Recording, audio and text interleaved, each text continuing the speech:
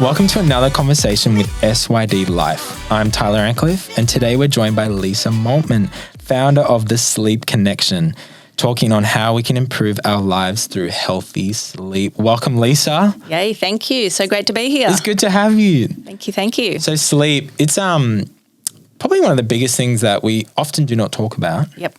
But is if it's good, it's good, and if it's bad, you don't feel great. it's really bad. Yes. It's really bad. Yeah. So tell me, let's start from the get-go. How did you first get into this? What's the background? What's the heart behind it? All right. Do you want the short version or the long version? I'll try and give you the short Give me version. the in-between, yeah. So I started the Sleep Connection about 6 years ago. Yeah. And I love going into corporations, but the majority of my work is in schools with students, staff and parents. And the message behind it is joining the sleep. The name is the Sleep Connection, recognising the connection of sleep between our physical health, our mental health and our performance. Yeah. So when I share that message, I share it from three different perspectives. The first is from a professional perspective, which I'll get into in a little while. The second is from a family perspective. As you know, I've got daughters who are 18 and 21. When I started they were much younger. And I remember reading a survey to do with teenage wellbeing. And one of the key reasons they said that they argue with their parents is lack of sleep. I'm going, well, let's get that message out there because that's something that we can remove from families' pressure. And then the third perspective is from a personal perspective of someone about 8 years ago. I had really, really chronic insomnia to the stage that I thought I was going completely mad. Wow. So I love sharing that so that at the end of, when I run a presentation, people can feel free to ask questions from any three of those perspectives. And with the insomnia, a lot of things were going on in my world. So I had really chronic insomnia, and then some friends were going through a really tragic situation, and I was getting phone calls in the middle of the night, and then it just absolutely peaked. So it was not a fun period. So from a professional perspective, I used to work in the area of adult sleep apnea. Okay. And it was there that I started to realise the impact of poor sleep on some of the key issues in Australia. So health issues like depression, diabetes, heart disease, and actually sleep in Australia costs the economy $50 billion a year. So it's a huge issue. I did decide, though, to move from that corporate area into schools when I recognised that our teens are the most sleep deprived of all our generations. So I've read a stat on one of your papers that it's up to 70% of our teens are not having sufficient sleep. Yeah, which is huge. And when you're seeing the rise in obviously it's impacting their learning, but when you're seeing the rise in mental health, we need to get that message across about sleep and mental health, which I'll go into in a moment. Very connected. And then there was something else that really hit me was I watched a video of a little boy, he was 10 years old, called Connor, and he was at school and he'd been misdiagnosed with ADHD and oppositional defiance disorder. And one of the most common things he would say to his mum is, I just want to die. So I could just remember watching this video just bawling, going, oh, my gosh. Yeah. And it turned out that he had his tonsils and adenoids in the way, so he wasn't breathing properly at night. So he basically had sleep apnea himself. And what that means is you're not getting enough oxygen to your brain. So you're thinking you're getting a good quality or the right amount of sleep, but it's not great quality sleep. You're being brought out of your deep sleep all the time. Right. So we're all on a scale of 1 to 10 how much sleep we're getting. He was just off the scale, and his most common thing he would say is, I just want to die. And so I can just remember going, wow, something needs to be done about that. And so since then I've just heard so many parent stories, similar sort of stories of seeing professionals being treated for the wrong thing until they find the answer. So, and it does make you wonder how many misdiagnoses there are. Yep. And things like ADHD are skyrocketing. Yep. Self-diagnosis or by professional. Yep. And it makes you wonder, is there actually an underlying thing of sleep? Relating, yeah. And when we get tired, we tend to retreat. And whereas when younger children are tired, they tend to become overactive, unable to focus. So it's a different perspective when young children are tired. Yeah. So, yeah. It's amazing. You're doing amazing work. Thank you. I love that you say healthy sleep. It's not just sleep. Yep. You could be getting your 8. Yep. But if the quality's not there. Had a few beverages the night before. Not so great quality sleep. I'll go into that later, but don't shoot the messenger on that one. You got a baby. Beverage, alcohol, yes. Okay, so why do we need sleep? Firstly, just very big question. What's it do for us? So we sleep for about a third of our lives, so we want to make sure that it does lots for us because we're giving up a third of our life to sleep. And I always talk about using the quality of the third of our life sleeping to improve the quality of the 2/3 that we're awake. So in terms of our physical health, mental health and performance are those 3 key areas.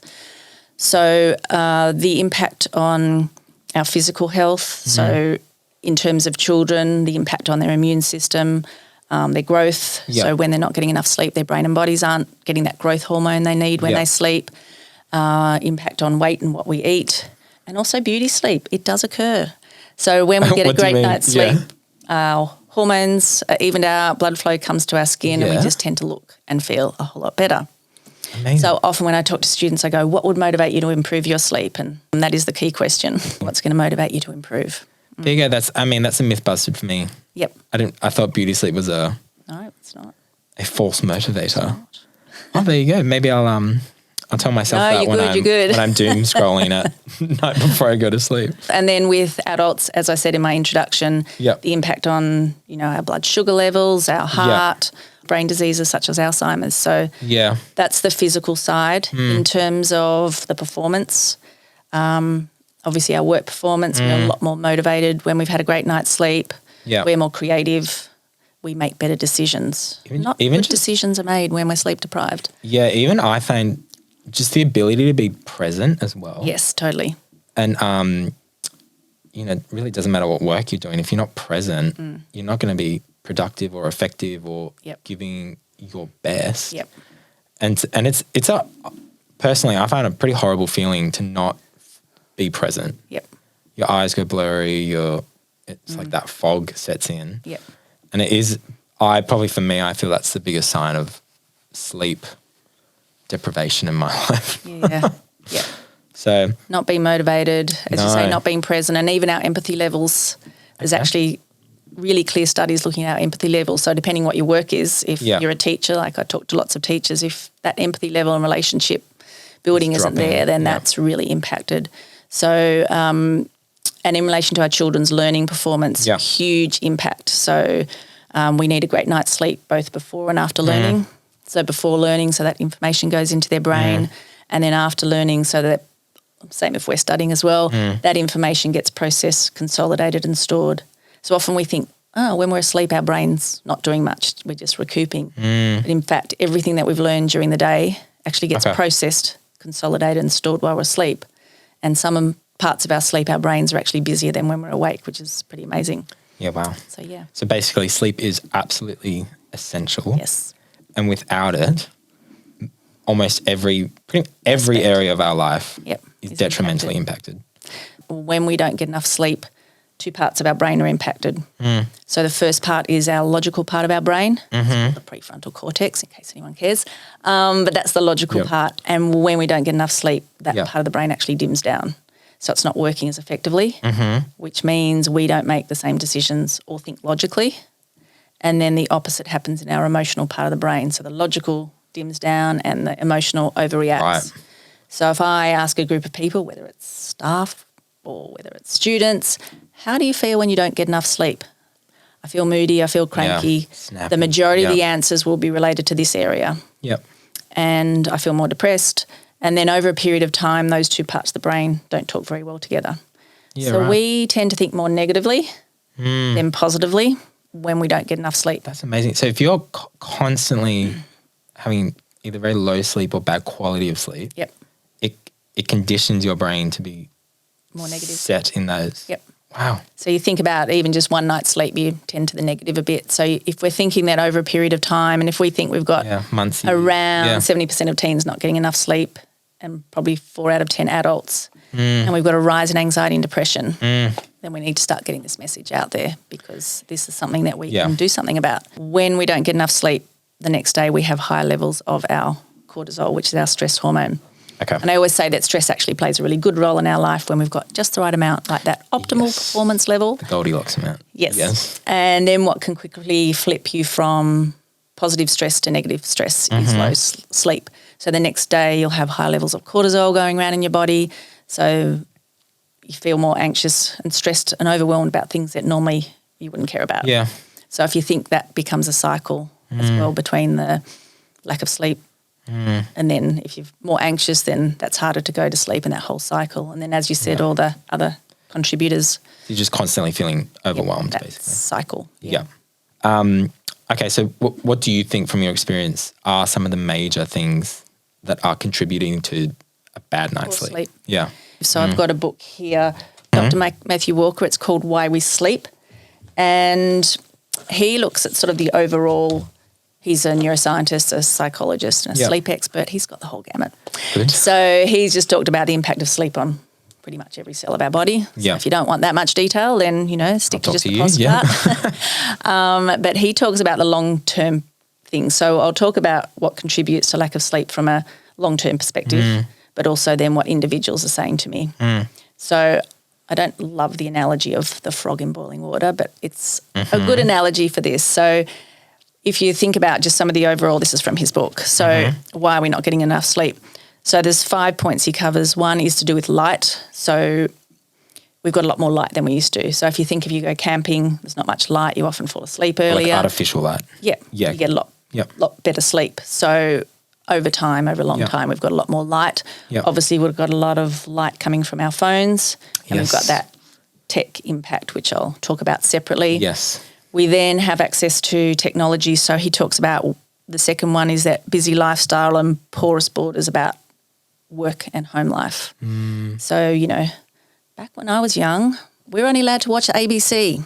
So there's only so much that you could watch. That's care of my English parents. Yes. So there's only a few comedies that you had a choice to watch, whereas now we've got a choice to watch a lot of things, but also bring work back home. So we don't finish off work. We're often working till late at night. Blurred. Yes. So then he talks about stress and anxiety, is increasing. Alcohol and caffeine, we've got more access to those. And as I said before, I will talk about the impact of alcohol and caffeine towards the end. And as I said, don't shoot the messenger on those.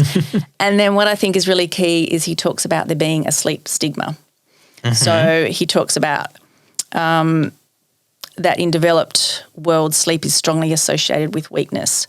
So I'll read out what he says. He says, we've stigmatised sleep with a label of laziness. Wow, interesting. We want to seem busy, and one way we express that is by proclaiming how little sleep we're getting. It's a badge of honour. And then he says, we chastise people for sleeping what are, after all, only sufficient amounts. We think of them as slothful, and I love this. He goes, no one would look at a baby and say, what a lazy baby. We know that sleeping is non-negotiable for a baby, but that notion is quickly abandoned once we grow up. Yes. And he says humans are the only species that deliberately deprive themselves of sleep for no reason. So those are sort of the overall long ones, the fact that we've got more light, work, stress, and that alcohol and caffeine and the sleep stigma. Yeah. But probably when I speak to audiences, as I said, a lot of it's with students, but also some staff sessions. One of the top ones will be technology, particularly with students. A lot will talk about increased work, school and homework, that busy lifestyle, that overstimulated brain, that brain that just doesn't switch off. And we tend to treat our brains and bodies a bit like a machine, and we think, oh, we're just switched off when we want. Yes. And for some people that happens, and they look at you and go, well, that's what I do. I put my head in the pillow and I go to sleep.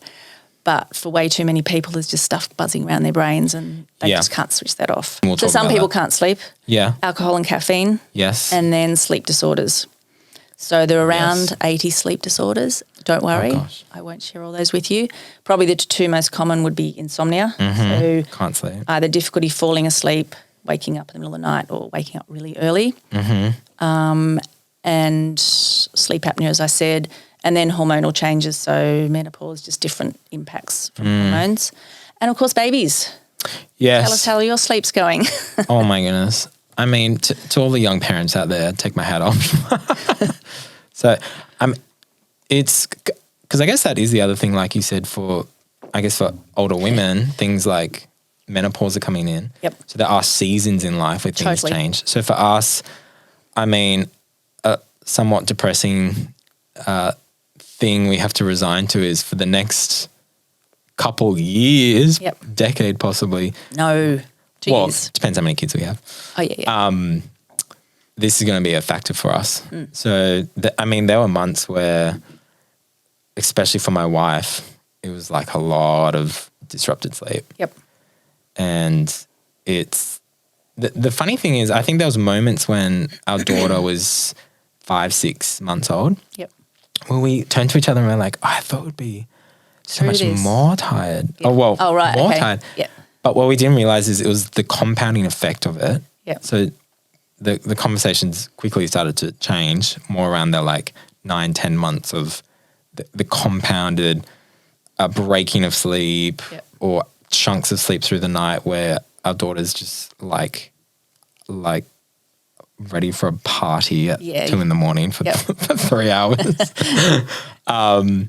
So it like something had to change for us because people, you can't live like that. Yep.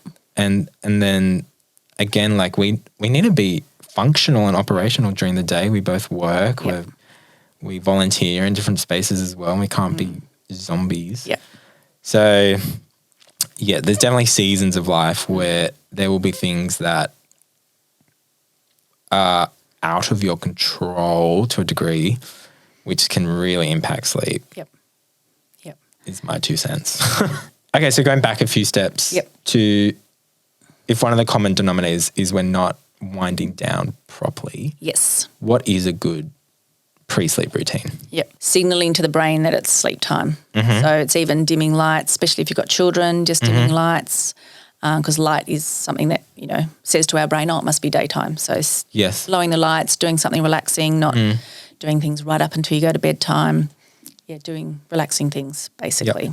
Yep. And signaling to the brain that it's bedtime. So with your children, you may even need for a while to set alarm that's a nice noise just to get them to start doing that wind down. We do it in the morning to give us that half an hour or however long we take to get ready in the morning. So sometimes that's good to do that at night because often we're doing so much as a family. There's so many there's lots going on. May even need to set an alarm to say, okay, let's start winding down. Yeah, okay. Signal to the brain, even brushing teeth, all those basic things actually signal to the brain, oh, it's actually time to go to sleep. Yeah. So doing relaxing things. Yep. But like not on a screen. Is that kind of... It can be. It just, if you're doing something really engaging like gaming. Yeah. Waiting for that little dopamine hit, that's probably not a good idea, but it's okay to do more low-key things. Yeah. Watching television's fine and it depends what you're... So, for example, I won't watch the news before I go to bed because that for me is... the stress. Yeah, exactly. So it's whatever's okay for you. Yeah. Not engaging, not... but some MasterChef goes all right. Well, maybe, yes. That's for most people. I love some good old MasterChef. Yeah. A comedy for me is the best. Yep. I think we know these things deep down inside. Yes. Whether we're doing them every night is a different question. Yes. And we need to help our children with that because for them it's totally normal. They've lived with their phones from your age groups. Your children have lived with them since they were born. Yeah. So it's totally normal, but it's not introduced normally. Technology, It's not normal to be attached to this thing all day. So we need to help them with that. Yeah.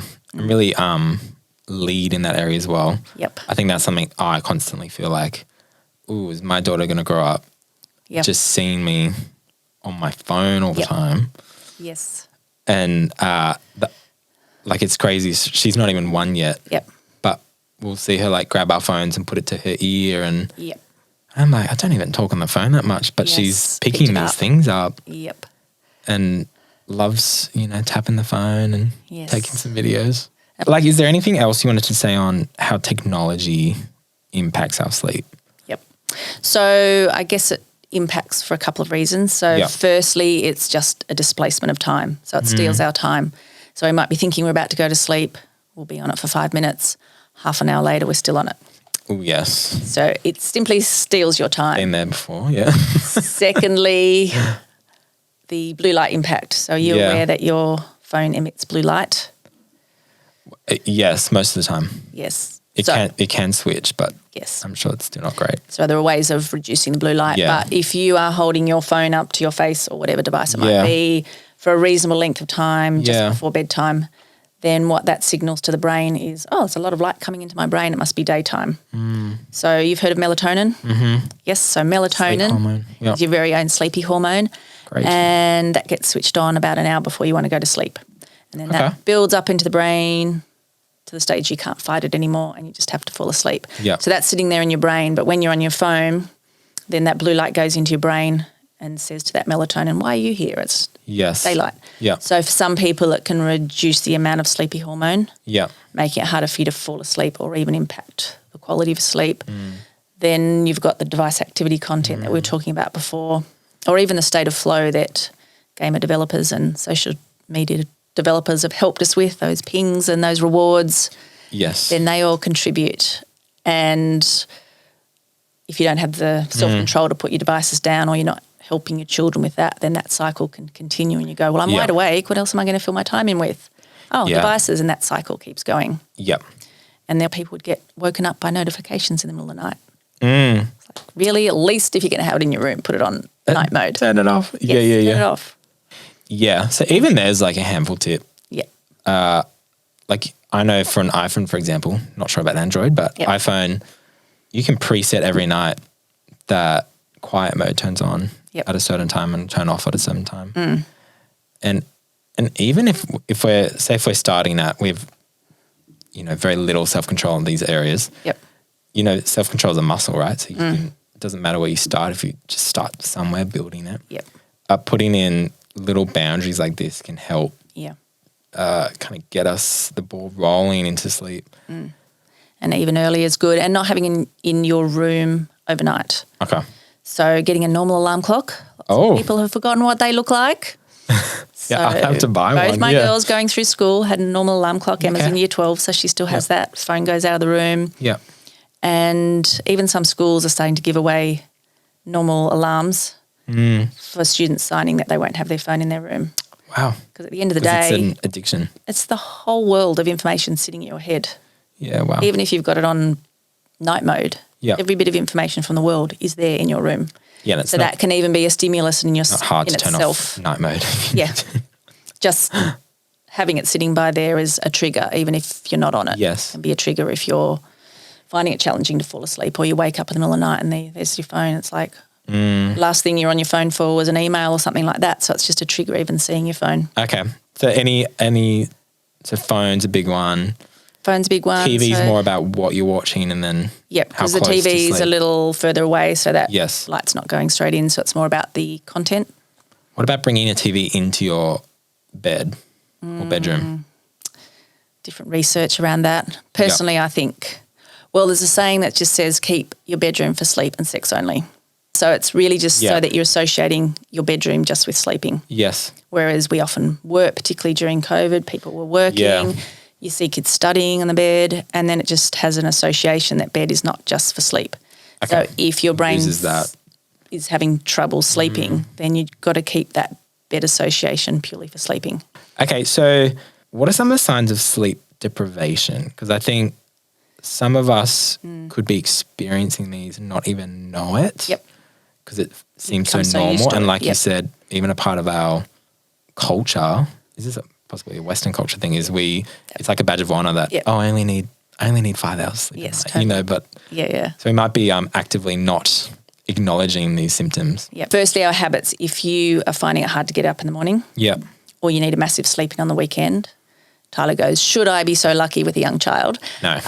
But if you're needing that big sleeping on the weekend, it's a sure sign that you're not getting enough sleep during those 5 days a week to be the best version of yourselves. Okay. So particularly if you've got children and teenagers and they're constantly needing a big sleep in, you go, okay, what's going on there? Red flag there, Red flag, also increased use of caffeine and energy drinks, and just general procrastination, like I can't be stuffed. So that's sort of under habits. And then in terms of our emotions, we've talked about that. If you're starting to feel more anxious, overwhelmed, and anxiety and depression is a two-way thing with sleep. Yes. Overwhelmed. And then in terms of our brain function, if we're just not feeling as decisive, able to take information on board, creative, all those things that I was speaking about. And then lastly, our physical side, just that low energy, yawning, just less likely to exercise, because one of the best things you can do for a great night's sleep is exercise. So really those 4 areas to do with your habits, your emotions, your brain function, and your physical health. Yeah. So And what was the economic impact you said? $50 billion a year. So some of that's on lost productivity and others it's health and wellbeing. That's amazing. I mean, I don't know how they calculate that amount, but even like in preparing for this podcast and seeing stats like that, I thought every boss, Yes. this is in the interest of every manager, every boss, every leader. Because if they, often when we think, okay, how can I increase productivity for my team? I doubt we're looking at sleep of my team. We're probably looking at shifting workflows and structures and this and that. But so if you're listening to this and you're a leader, like to look at a person holistically and think, oh, okay, actually, could I speak into my team's world in their sleep and give some suggestions there or give some helpful. Okay, so that's signs of sleep deprivation. Give us some like sleep tips. How can we, I know you've already hit a few. Great. So firstly, know how many hours sleep are recommended. So for adults, it's around 7 to 9. Okay. Teenagers, 8 to 10. Maybe primary school, the range of 9 to 11, depending on how old they are. And then babies different. But I can put in the show notes just a link to the recommended hours of sleep across the lifespan. So know how many hours you need. Or there are some people who need less. So we do have some outliers. Yes. And we were talking about that earlier. Just can some people get away with less sleep? So they can. Oh. But that's only about 1 to 3% of the population. Okay. And it's thought to be genetic. So firstly, know how many hours of sleep you need and start to prioritise it. So it's the most basic thing in the world, but actually planning for it. So most people, all these things are going on in the world and what they do doesn't add up to 24 hours and the first place they take their time from is their sleep. Yes. So it's just that prioritising for all members of your family and just what time do I need to wake up, move it backwards. It's really basic. And also just looking at what your motivation would be. So particularly if you've got children, go through, I'll cover off just say 10 tips, but go through as a family, just do a sleep diary as a family. And if you aren't part of a family, then have a great friend who you can be accountable and just go, am I getting enough sleep? If not, what's stopping me? And so actually have that conversation as a whole family after you've done a sleep diary and start to help each other. So basically number one would be planning your sleep. Focus on time management, even just having a timetable as a family, particularly for your children. Look at how many hours are at school, travelling to school, then put sleep in third. Don't do it the other way around and put all activities in and then shove sleep on the end. Actually plan, help your children plan. There's so much going on in their worlds. Having a break, as we said before, between your devices and having a technology-free zone. Before you go to sleep. You said at least half an hour, hey? For adults, half an hour. For your younger children, a good 1 to 2 hours. Okay. So from or your primary school and younger. Having a consistent bedtime and weekends. So when I say that to older teenagers, I can see them looking at me. I go, yes, you need to have a life. You need to go out to parties. You need to enjoy yourselves. As much as possible, But your body clock loves consistency. Yes. So if I go around and look at some teenagers' sleep diaries, I'll see them sleeping until 10, 11 o'clock on a weekend. And then come Monday morning, they're getting up 4 hours earlier. And I say, that's called social jet lag. You could have flown to Fiji and woken up in a beautiful place, but you're at school and your body clock's confused. Social jet lag? Yes. Wow. So you're at school going, your body clock's going, what the heck? So try and keep it within 1 to 2 hours, week to weekends. Okay. Whilst enjoying yourself at the same time. Setting aside thinking and planning time, which is really key. So a lot of the reason that people can't fall asleep, and you alluded to this before, is keep going all night. And then the first time we have stopped all day is when we put our head on the pillow. And then all these thoughts come to our brain. And you're dealing with that. By that time, your logical part of your brain, your logical part switched off. And all you're doing is using your emotional part of the brain. So you start ruminating. Spiraling. Yes. Why am I even thinking like that? That's crazy. God. So set aside some thinking and planning time. And I heard it called yesterday on a podcast, productive worry time. So set it aside. This could be 5 minutes journaling. in the afternoon. This could be, So what am I concerned about? Yeah, good. What am I going to do about it? Because that activity gets it from your head. Totally. Onto paper. Which really helps declutter. Very much. Mentally. So help your children do it as well. It's really great for us as adults because all this stuff's going around in your brain. So get your children to do that because sometimes they're just worried about stuff and it might be a friend, have a chat. What are you going to do about it? Who are you going to talk to? Have some outcome. And as you said, have a pen and paper as well beside your bed. So I always do because if something pops up then rather than trying to hang on to that till the morning, just write it down. It's gone. And the fear that you'll forget in the morning. Yes, totally. Yes. Write it down. Sometimes I don't even turn a light on. I just write it on my arm and hope I can Just decipher it in the wake up with all morning. these scribbles. Yeah, So yeah. setting that and having a wind down period. So thinking and planning time way before bed, like in the afternoon. Yeah. Having that wind down period, not thinking that we can just go to bed and switch that brain off. Exercise is one of the best things that we can do for great quality sleep. Some people it's not great just before bedtime, but exercising daily, great quality sleep. Naps. So some people take naps. Do you ever get to have a nap? I used to be a big napper. Yeah. Men are so much better at during it. uni, but I'm quite religious with my naps. Yep. 20 minutes, that's it. See, you know what you're talking about. Yeah. Yes. Because if I go on a deep sleep, then I feel like I've been drugged. Yep. So that's a really great point. So I'll give you a nap tip. So you already know them, but for the audience. So if you're going to have an afternoon nap, have it for 20 or 30 minutes only. Because as you said, if you go longer, you end up in your deep sleep zone and you feel drugged. Groggy, yeah. Or if you really need to, you've got some massive catch up, do an hour and a half so you go through all your sleep cycles and you come out at your light sleep. But don't do it too close to bedtime because you want the nice sleep pressure at the end. So lots of teenagers have their afternoon nap. Snooze alarm. Can't believe how many people have their snooze alarm going off for 30 or 40 minutes. I'm like, that's called silly. That's a big no, is it? Add that 30 or 40 minutes to your sleep. Otherwise, you're just getting dragged in and out of your sleep. So add that time to your sleep so that you're getting a great quality sleep and then just have a 5-minute backup. Yep. Don't do the drag in and out of sleep. Yeah. Alcohol and coffee we've talked a little bit about. So just recognising that we often use alcohol to relax. So I did a session with some staff a while ago where we were talking about general wellbeing, positive ways, negative ways of supporting our stress levels. So exercise, obviously positive. Yes. Within about 1 second, people said alcohol. Yes. So just recognising that, yes, it might relax you to go to sleep, but what it does is it impacts your quality of sleep. So your REM sleep and your deep sleep, which we didn't talk about earlier, but it impacts your quality of sleep. So you go, but I was asleep for 8 hours, but it wasn't quality sleep. So just really be aware of that. Caffeine, just recognise the impact of caffeine. So it has a half-life of 6 or so hours. And then that can accumulate. So you think, well, I didn't have my coffee for a while, so it just stays in your system for a long time. And also just be aware of the wired, not even keeping you awake, but sometimes caffeine can make you a bit anxious. So it's just... Yes. Yeah, I've definitely found caffeine is very different person to person. Totally. Some people cannot touch it after 1 p.m. Yep. Some people cannot touch it at all because how it interacts with their stress levels. Yes. And then my grandma will love a nightcap at 10 p.m. And Just have a shot of caffeine. I'm like, what? So I don't know what's going on there, but yes. so be aware of your own susceptibility. Know yourself. Yes. And then lastly and importantly, seek help if you're concerned about your sleep. So if after looking at some of these tips, and I'll put some other notes in the show notes because some people will be going, I know all these tips, I'm doing those, but I'm still struggling. Yeah. One thing I would say to them is just recognise that sleep is not just a nighttime affliction.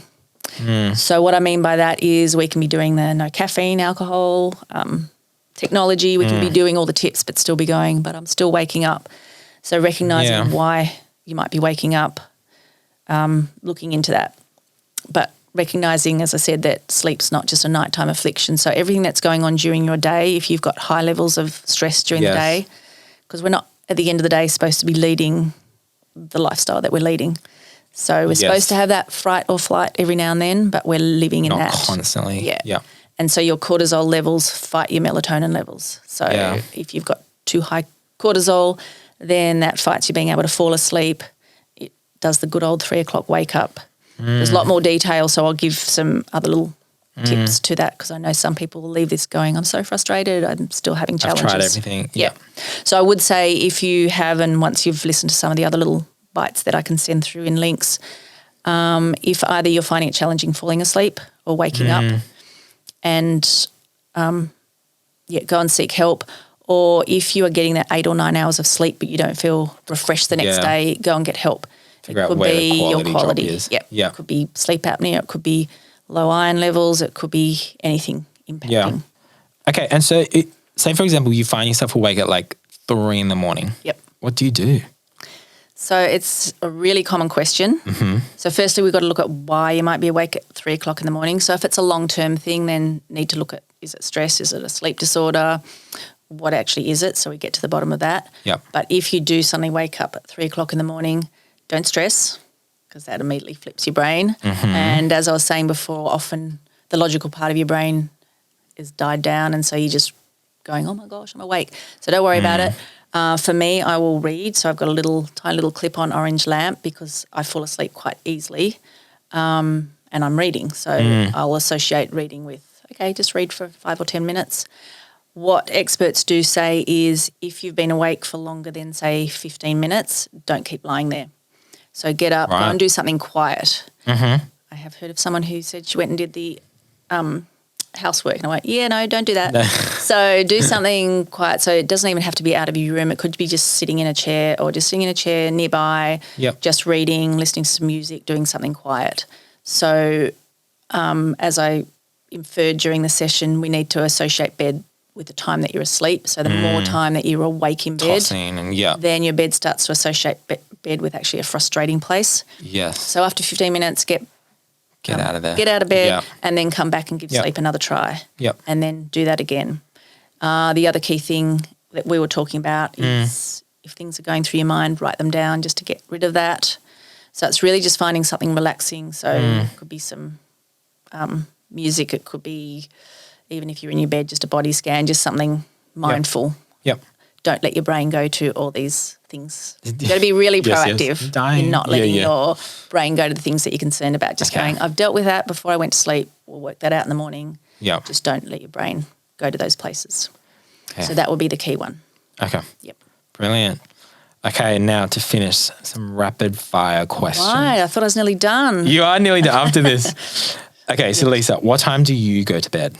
So I aim to be in bed by 10 o'clock. Okay. Very sensible. Yes. Okay, and when do you stop drinking coffee? If I do drink coffee, I'll only have one latest 10 o'clock in the morning, but that's just me personally. That's good. And what is your wind down, your nighttime routine? My wind down, so I enjoy exercising, so quiet walk in the evening is always nice. Sometimes reading my Bible, and key for me is watching some sort of comedy. Brilliant. Yes. And final question, burning. This one's burning for me. Oh, okay. Are you a back, front or side sleeper? Oh, I think we all do all. But Really? Side. Ooh, controversial opinion. Back and side. Back and side. Yeah. Okay. Yes. I'm a stomach sleeper and it's the worst. It's make you snore. Not yet, thankfully. Oh, good. And for anyone, if the go-to is to try these sleep tips first, but if people are finding they're just still not finding breakthrough or the quality of sleep is still not there, who's some professionals they could go to seek further help? Great question. So there are online options. So if you're having that trouble, insomnia or that waking up, there are some online options such as one called Sleepio. For children and teens, there's Sleep Shack where they actually look at the details of your child's sleep. But of course, face-to-face appointments. So there are sleep psychologists and sleep specialists around. Often people don't even know that they exist. So if you need that, then go via your GP. Your GP, some of them are fantastic with sleep and will be able to give you some great tips. Others haven't done that much sleep training, so often they'll refer you, or sometimes the first port of call is a sleeping tablet. Right. But we want to get to the bottom of why you're not sleeping, not just What's the put a Band-Aid solution on. Yes. Brilliant. Well, Lisa, thank you so much for joining us today. It's been very practical, which I think is great, can really land in people's lives. And if you want to read any more from the Sleep Connection, we're going to have a whole bunch of stuff in the show notes. Yeah, wonderful. And chat again soon. Fantastic. Thanks, Tyler. Thank you.